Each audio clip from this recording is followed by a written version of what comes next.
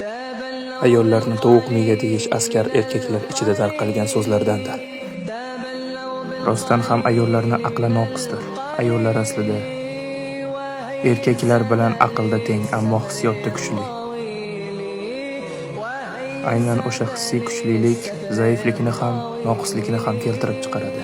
Faqat ayol kishi haqiqatni bilib turib yolg'onlaringizga ishonadi. Faqat ayol kishi unga xiyonat qilinsa qaytib kechiradi. Faqat ayol kishi uni xo'rlasalar chidaydi. Faqat ayol kishi alamini hech kimdan ola olmay xun-xun yig'laydi. Bularga rozi bo'lish uchun aql noqis bo'lish kerak.